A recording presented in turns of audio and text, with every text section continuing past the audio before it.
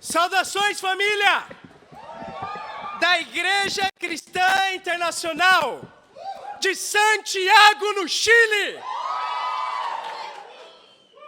Alguns de nós aqui tivemos o privilégio de estar lá semana passada, na nossa igreja irmã, para a Conferência Sul-Americana de Missões, intitulada Coisas Ainda Maiores, baseada na Escritura de João, em que Jesus diz, como promessa, que é isso que nós faremos, se nós acreditarmos nele. E foi uma conferência extraordinária. Tá com discípulos de outro país, e não só do Chile. Tivemos irmãos da Colômbia, tivemos irmãos do Peru, tivemos irmãos dos Estados Unidos, do México, e obviamente um monte de brasileiros. Brasileiros são como pragas. Você falava lá com os chilenos, eles falavam, tem um monte de brasileiro aqui. A gente até pegou o Uber com um taxista que falava português, de tantos brasileiros que ele convivia lá no Chile. Mas, irmãos, nós como discípulos somos uma praga para Deus, amém? No bom sentido, porque o nosso sonho, a nossa visão é evangelizar o mundo para Deus. E é por isso que nós fazemos conferências, para poder manter o sonho vivo, que não é o meu sonho, não é o sonho de alguns de nós, alguns líderes, é o sonho de Deus.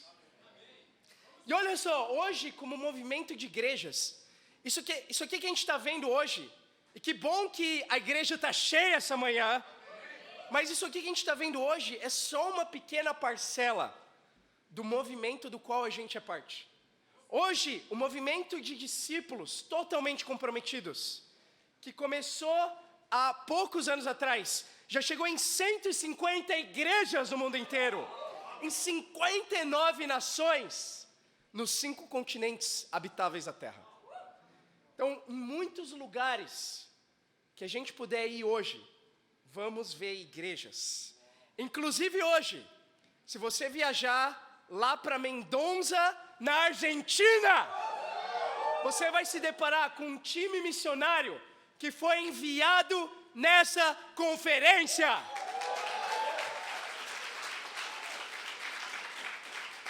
Então hoje temos 15 valentes missionários que implantaram a igreja na Argentina, nossos irmãos. E também na conferência, claro, não é para a gente pensar diferente, o ano dos milagres, vimos 9 batismos lá no Chile e uma restauração. Então, de fato, o ano dos milagres já começou com tudo. E ele não pode parar, irmãos. Então, um dos temas principais pregados na conferência foi sobre oração. Inclusive, nosso líder de setor mundial, que era parte do time missionário que implantou São Paulo, Brasil, Raul Moreno, pregou uma aula intitulada Oração e Jejum, coisas ainda maiores, que Deus vai fazer através da oração e do jejum. Inspirado nesse tema, hoje eu queria que como igreja, a gente pudesse estudar na palavra de Deus, mais sobre o tema da oração.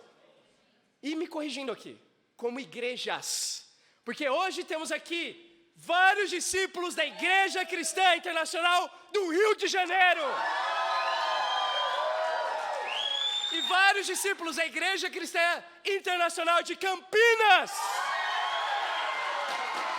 Irmãos, vamos aprender mais sobre oração, começando com uma oração. Querido Deus e Pai, entramos na sua presença essa manhã agora, como igreja, primeiramente, para poder adorar o Senhor essa manhã. Pai, muito obrigado pela oportunidade de estarmos aqui, aprendendo da sua palavra.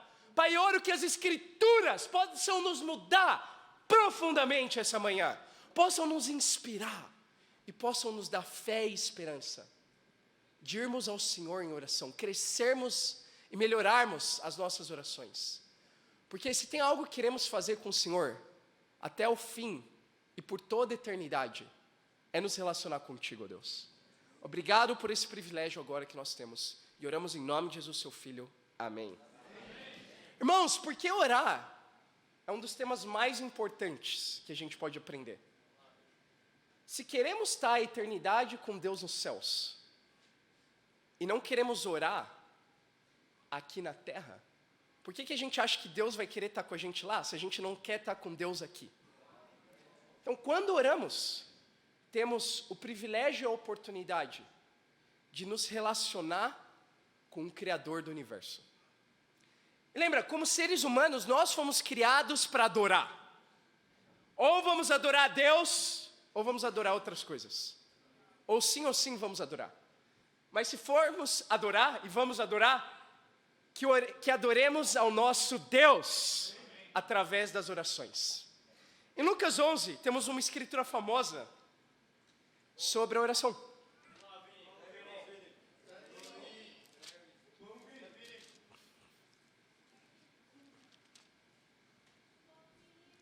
E no versículo 1 a Bíblia fala, Lucas 11, 1. Vocês podem me acompanhar na Bíblia de vocês. E se você não está visitando e não tem uma Bíblia, acompanha com quem está do seu lado. Também queremos encorajar algo que nós fazemos como igreja. Queremos animar todos aqui a tomar notas. Porque o alvo não é que vocês acreditem no que eu estou falando aqui, mas no que a Bíblia está dizendo, bem aqui. Amém? Então, Lucas 11, 1 fala, certo dia, Jesus estava orando em determinado lugar. Tendo terminado, um dos seus discípulos lhe disse, Senhor, ensina-nos a orar, como João ensinou aos discípulos dele. Ele lhe disse, quando vocês orarem, digam, Pai, santificado seja o teu nome, venha o teu reino, dá-nos cada dia o nosso pão cotidiano, perdoa-nos os nossos pecados, pois também perdoamos a todos os que nos devem, e não nos deixe cair em tentação. Aqui Jesus ensina a famosa oração do Pai Nosso. Mas é interessante que, diferente do que é ensinado hoje em dia, do que me foi ensinado, quando eu cresci no ambiente religioso, Jesus nunca orou essa oração. E Ele nunca ensinou que nós deveríamos repetir de novo essas palavras. O que Ele ensina aqui é algo muito importante e valioso para a gente. Ele ensina um modelo de oração. Como nós deveríamos guiar as nossas orações a Deus.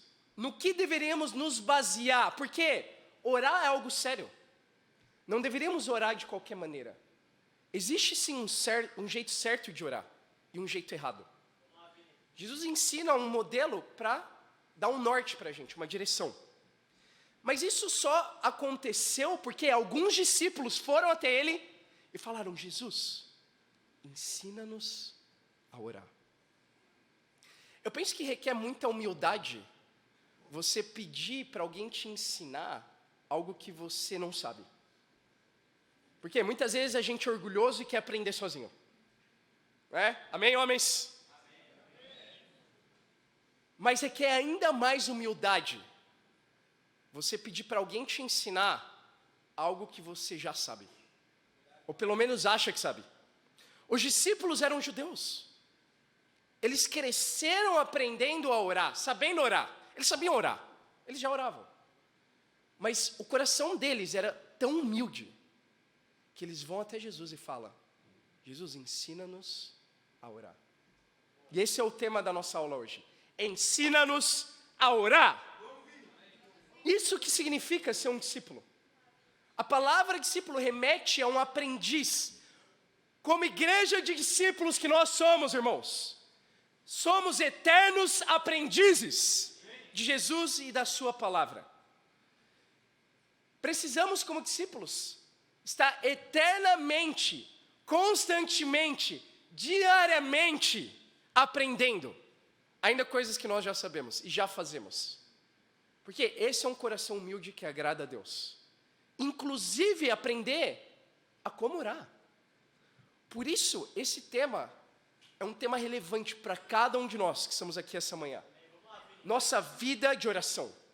John F. Kennedy, um dos presidentes dos Estados Unidos, disse uma vez, quanto mais aumenta o nosso conhecimento, mais evidente fica a nossa ignorância.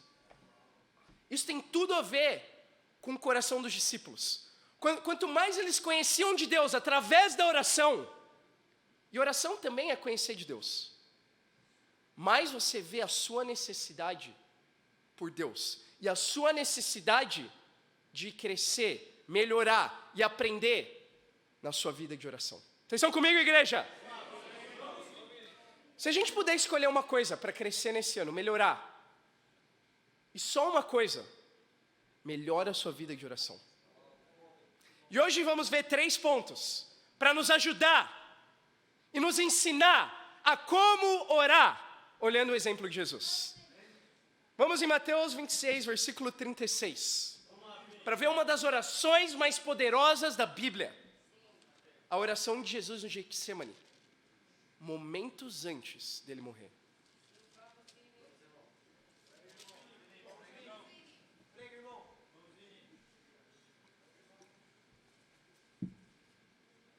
Mateus 26, 36.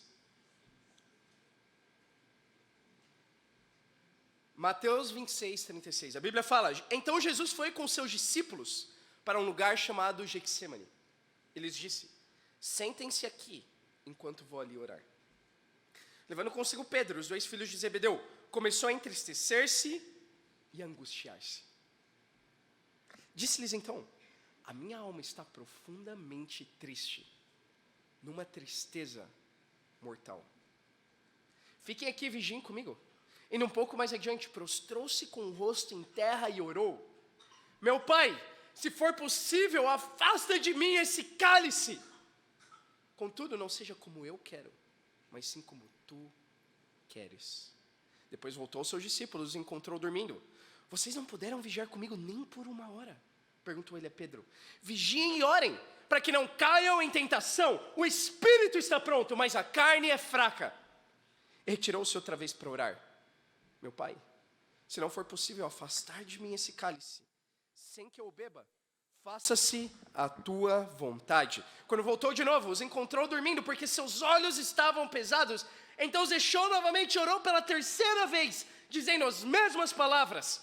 Depois voltou aos discípulos e lhes disse: vocês ainda dormem e descansam? Chegou a hora, eis que o Filho do Homem está sendo entregue nas mãos de pecadores. Levantem-se e vamos. Aí vem aquele que me trai.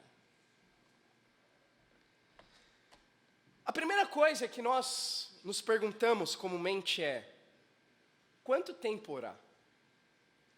E esse é o nosso primeiro ponto de hoje. Se queremos aprender a orar, essa é uma boa pergunta.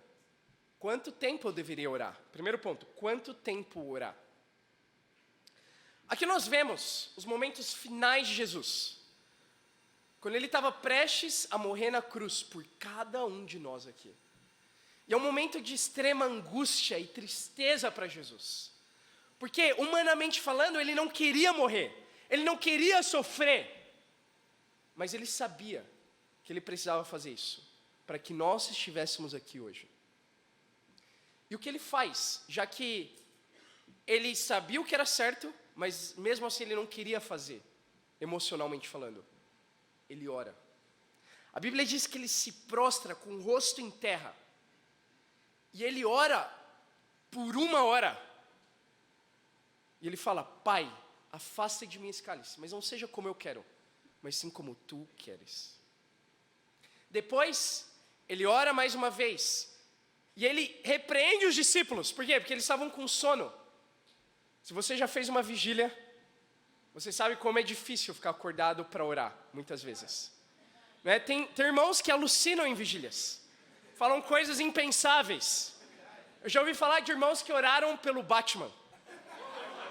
Porque eles estavam com tanto sono que eles não estavam pensando mais no que eles estavam falando.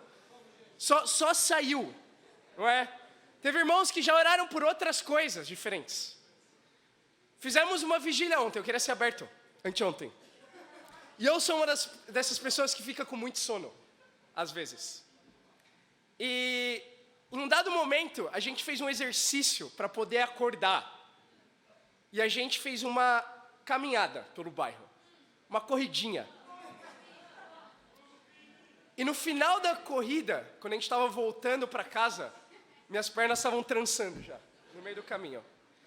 E eu consegui um fato ilustre, eu não sei se você já ouviu falar disso, de alguém que dormiu andando. Não é que estava dormindo e foi sonâmbulo e começou a andar, não. Eu estava andando acordado e eu dormi enquanto eu andava. Porque eu estava voltando para casa e do nada, pum, eu bati num carro, parado. Irmãos, eu bati num carro andando, eu não vi o carro. Então eu consigo me relacionar com os discípulos. Orar é uma luta, não é fácil orar, porque orar é a ferramenta mais poderosa que a gente tem para vencer a tentação. E Jesus fala isso. Ele fala que nós devemos orar para vencer a tentação. Por isso, no momento mais difícil, mais angustiante de Jesus, ele sabia que ele precisava orar. Quando você está triste, quando você está aflito, quando você está angustiado, o que você faz?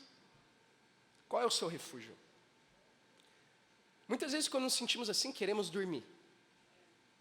Queremos nos isolar e não falar com ninguém. Mas Jesus orou. E ele chamou os discípulos para orar com ele. Ele orou. E não só por uma hora, não só uma vez. Ele orou até o coração dele mudar. Olha a transformação que acontece. De um Jesus aflito, triste e angustiado. Depois de uma hora, um Jesus pronto. E ele fala, o Espírito está pronto. Respondendo à pergunta, quanto tempo devemos orar? O tempo necessário para o nosso coração mudar. O tempo que for necessário para o nosso espírito estar pronto para fazer a vontade de Deus. E eu pergunto isso, ok, não existe um tempo então, correto? Se o tempo é até o seu coração mudar, é até você adquirir o poder para obedecer a palavra de Deus, até o seu espírito estar pronto, não existe um tempo que a Bíblia determina que a gente deveria orar. Mas aí eu te pergunto, se Jesus, que é Jesus, orou por uma hora, quanto tempo você e eu deveríamos orar? Qual foi a última vez que você orou por uma hora? Se Jesus, que é Jesus, orou não uma, não duas, 3 vezes, quantas vezes você e eu deveríamos orar? Quanto tempo orar? Eu te devolvo a pergunta. Quanto tempo você acha que você deveria orar para fazer a vontade de Deus? Essa é a pergunta. E eu fico muito inspirado com o que Deus tem feito aqui na igreja em São Paulo. Porque no mês de janeiro, a gente se propôs a algo radical. Orar como igreja, toda igreja, pelo menos 30 minutos por dia. E para os líderes de bate-papo, 1 hora. E eu acredito que isso tem sido determinante para que esse seja o ano dos milagres. Mas irmãos, se tem ajudado, se tem te animado, e eu não consigo pensar alguém que está orando mais agora e está mais desanimado, não é? Nossa, o meu problema é que eu comecei a orar mais, isso está sendo terrível, não é? Tem algo muito errado se a gente está pensando assim, não é? Mas quanto mais você ora, mais você percebe a necessidade de orar. Mas isso nos inspira, porque a oração é o nosso alimento espiritual. Entende? Para um discípulo de Jesus, sair de manhã para ir para o trabalho, faculdade, sem orar, deveria ser como sair de casa sem comer. Imagina, alguns aqui quando ficam com fome, ficam insuportáveis. Entende? Eu lembro do Lucas Tria, que está aqui hoje. Não é? Pense em alguém chato com fome. Aparecia lá em casa, comia minha comida, ia na casa dos pais dele, estava lá na rap. Mas, quando ele comia, tudo mudava. Não é? A personalidade muda, o humor muda, a pessoa do nada fica mais sorridente. Eu também sou uma dessas pessoas. Irmãos, a oração é assim. Quanto mais a gente ora, mais a gente tem fome de orar. E como discípulos, que queremos adorar a Deus, queremos aprender a orar, ter fome e sede de orar, é algo essencial. Então, eu espero que no mês de fevereiro, apesar de não estarmos mais em uma campanha, possamos lembrar isso. A nossa vida é uma campanha. Quando a campanha termina, ela não acaba. Porque a nossa campanha é chegar um dia nos céus com Jesus. Vamos precisar de horas e horas e mais horas de oração. Vezes e mais vezes e mais vezes de oração. Quanto tempo orar? O tempo que for necessário. Primeiro ponto de hoje. Segundo ponto de hoje. Qual a intensidade de orar? Lucas 22. Versículo 39. Lucas 22, 39. Nós vamos na passagem paralela que a gente acabou de ler. Naquilo que teologicamente a gente conhece como o Evangelho Sinótico. São 3, Mateus, Marcos e Lucas. E por quê? Porque eles contam, em essência, os mesmos relatos, só que de perspectivas diferentes. Então, mesmo lendo a mesma história e o mesmo acontecimento, a gente pode aprender coisas novas. Isso é muito interessante. Lucas 22, 39. A Bíblia fala: como de costume, Jesus foi para o Monte das Oliveiras e os seus discípulos o seguiram. Chegando ao lugar, ele lhes disse: orem para que vocês não caiam em tentação. Ele se afastou deles a uma pequena distância, ajoelhou-se e começou a orar. Pai, se queres, afasta de mim esse cálice, contudo, não seja feita a minha vontade, mas a tua. Apareceu-lhe então um anjo do céu que o fortalecia. Estando angustiado, ele orou ainda mais intensamente. E o seu suor eram como gotas de sangue que caíam no chão. Quando se levantou da oração e voltou aos discípulos, encontrou-os dormindo, dominados pela tristeza. Por que estão dormindo? Perguntou-lhes. Levantem-se e orem, para que vocês não caiam em tentação. Muito importante, Jesus cita isso 2 vezes. Para que oremos, para não cair em tentação. A oração nos dá o poder de vencer a tentação. A oração nos dá o poder de obedecer a Bíblia. A oração nos dá o poder de fazer a vontade de Deus. Você tem caído em pecado recorrentemente? Você tem caído em impureza sexual, imoralidade sexual? Isso tem sido um refúgio para você? Ou amargura? Tem coisas no seu coração aí? Talvez isso seja um sinal que você não tem orado o suficiente. E não só o tempo suficiente, mas com a intensidade suficiente. Jesus aqui, ele orava, como a gente viu na escritura anterior. Ele estava angustiado, e a Bíblia descreve aqui com mais detalhes que ele estava numa angústia tão grande que ele suava gotas de sangue. Isso, clinicamente falando, é possível, mas só num estado de estresse intenso. Imagina suar gotas de sangue. Mas quando Jesus estava mais triste, mais angustiado e mais aflito, sabe o que ele fez? Versículo 44. Ele orou ainda mais intensamente. Então, ele orou, mas ele percebeu que a angústia não saía. Então, ele aumentou a intensidade da oração dele. Segundo ponto de hoje. Com que intensidade orar?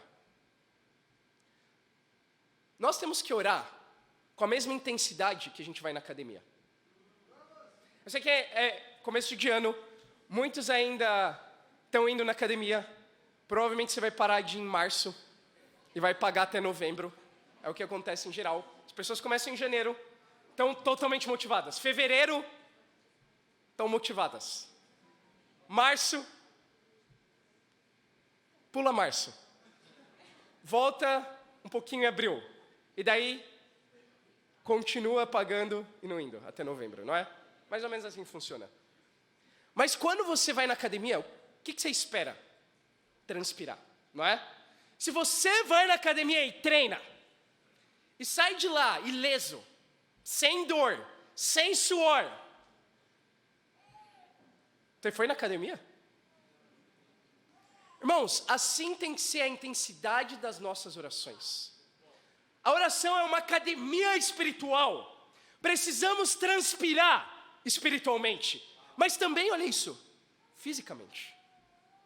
Eu lembro de uma época da minha vida em que cada oração minha, eu transpirava. Eu saía completamente suado da minha oração. E você pensa, como que isso é possível? Hebreus 5, versículo 7. Hebreus 5, 7. Vocês estão comigo, igreja? Nós estamos aqui animados de estar essa manhã, amém? Para nós, como discípulos, não tem nada mais animante que aprender da palavra de Deus. As pessoas estão animadas com futebol, as pessoas estão animadas com esportes, as pessoas estão animadas que o cinema está R$10. A gente está animado em aprender da palavra de Deus, amém? Hebreus 5, 7. Mas para quem não sabe, está R$10 o cinema. É bom também. Hebreus 5, 7 fala: durante os seus dias de vida na terra, Jesus ofereceu orações e súplicas em alta voz e com lágrimas, àquele que o podia salvar da morte, sendo ouvido por causa da sua reverente submissão. As orações de Jesus eram orações intensas ou não? Claro que sim.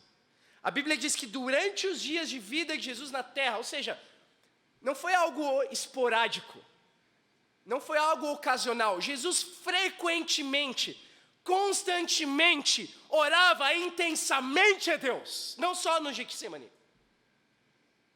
A Bíblia diz que a oração dele era tão intensa, que ele orava em alta voz, mas com lágrimas. É algo difícil, né, de fazer.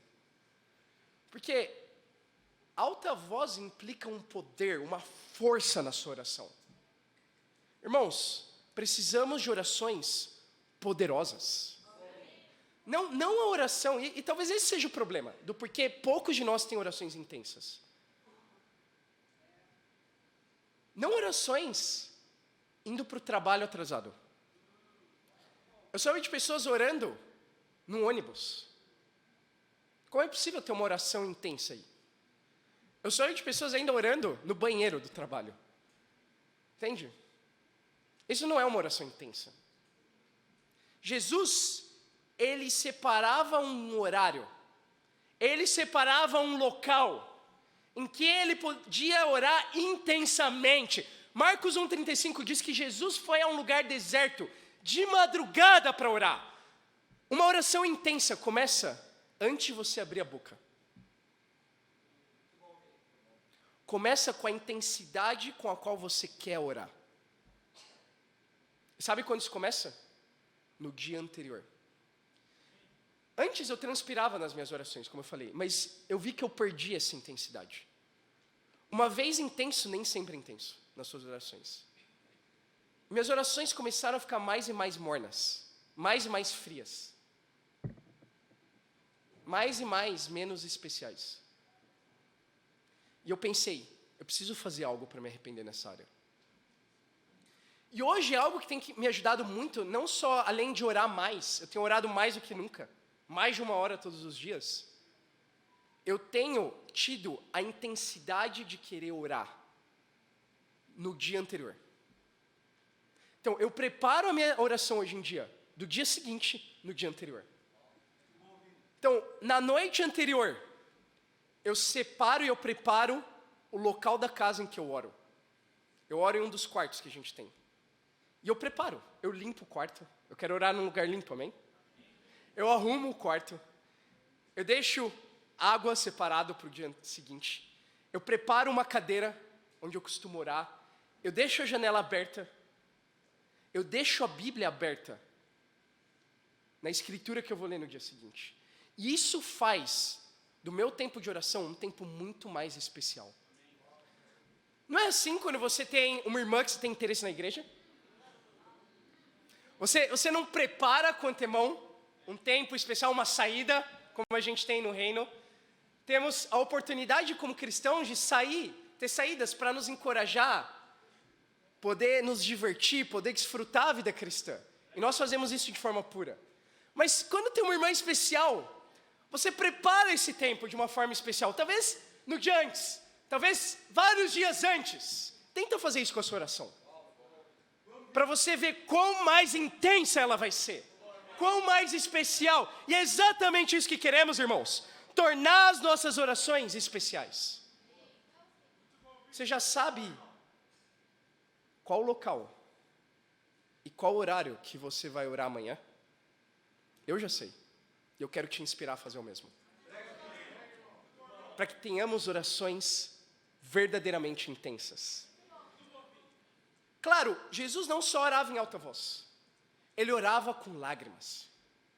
Então, ele não era só superficialmente alegre nas orações dele. Ele era intensamente e profundamente. Falando das emoções dele, quando ele orava. Isso me remete ao coração de Ana, lá em 1 Samuel, você não precisa ir lá, mas do 12 ao 16. A Bíblia fala que ela orava, Ana, a mãe do profeta Samuel, ela orava em baixa voz. Então, não necessariamente precisamos orar gritando para orar intensamente. Ela orava silenciosamente, como algumas pessoas fazem. Só que lá fala que na oração dela, ela derramava a alma dela diante de Deus. Está escrito lá, versículo 16. O que é uma oração intensa de verdade? É uma oração em que você derrama a sua alma para Deus. Foi assim sua oração essa manhã? Se foi assim, ótimo! Esse é o tipo de oração que nós queremos ter. Se não foi assim, esteja totalmente decidido a ter essa oração, ainda hoje. E amanhã, e depois também. Como Jesus, durante os nossos dias de vida, queremos ter orações intensas para Deus. Vocês estão comigo, família? Terceiro e último ponto. A recompensa de orar. Afinal, qual é a recompensa de orar? Tiago 3 fala que nós oramos, mas muitas vezes não recebemos o que pedimos. Por quê? Porque não pedimos. Tem algumas pessoas que se sentem culpadas de pedir coisas para Deus na oração. E certamente é muito importante ter um coração de agradecer quando a gente ora. Mas Deus também quer que a gente peça. Mas também Tiago diz que quando nós pedimos, Deus não nos dá porque pedimos com a motivação errada. Porque muitas vezes não entendemos a recompensa de orar. Achamos que quando oramos, o ponto é receber de Deus. Que Deus nos presenteie com algo. Que Deus nos dê. Imagina isso. Que relacionamento ruim, não é? Se você tem um filho e toda vez que esse filho vai até o pai dele, é só para pedir algo. Isso não é um bom relacionamento. Concorda? E mais, ainda pedir algo para ele só. Isso não é um bom relacionamento. Hoje em dia, mais e mais, a gente tem entendido mal qual é o valor de um relacionamento. Alguns anos atrás, se falava que o cão é o melhor amigo do homem. Até que hoje isso mudou. Hoje existe um ditado que fala: o Netflix é o melhor amigo do homem. Então é isso, temos perdido o relacionamento. Temos aprendido a nos relacionar com as coisas erradas e da forma errada. E ainda com Deus, quando oramos. Podemos orar bastante tempo, podemos orar intensamente e podemos orar com a motivação errada. Gênesis 15:1, última escritura de hoje. Gênesis 15:1. A Bíblia fala: depois dessas coisas, o Senhor falou a Abraão numa visão: não tenha medo, Abraão. Eu sou o seu escudo. Grande será a sua recompensa. Abraão é conhecido na Bíblia como o pai da fé. Ele foi o primeiro dos patriarcas. Um dos homens mais importantes da Bíblia, porque Deus estabeleceu com ele uma aliança. E nessa aliança, Deus disse que ele ia ser pai de muitas nações. E até isso acontecer, Abraão ficou esperando pela promessa, por anos e mais anos. E talvez em algum ponto da vida dele, ele achou que a recompensa da aliança com Deus era ter uma nação a partir dele. Era o que Deus prometeu, mas na verdade não. A recompensa da aliança era Deus. Tanto é que o que a gente acabou de ler, Deus fala, não tenha medo, Abraão, eu sou o seu escudo, grande será a sua recompensa. Outras versões da Bíblia traduzem como, eu sou o seu escudo, eu sou a sua recompensa. Deus literalmente fala para Abraão, eu sou a sua recompensa. Eu fico tão grato de ser casado com uma mulher espiritual, como a Bia. Uma mulher que ama Deus, uma mulher que é profunda nas orações dela, uma mulher que tem orado também mais do que nunca. Eu vejo na Bia o coração de Ana, e ela me inspira muito, você me inspira muito, Bia. Mas uma das coisas mais incríveis de ser casado com uma mulher de Deus espiritual é que ela é serva. E hoje de manhã, quando eu acordei, tinha um café da manhã preparado para mim. Casem logo, irmãos. Não é por isso que a gente quer casar, amém?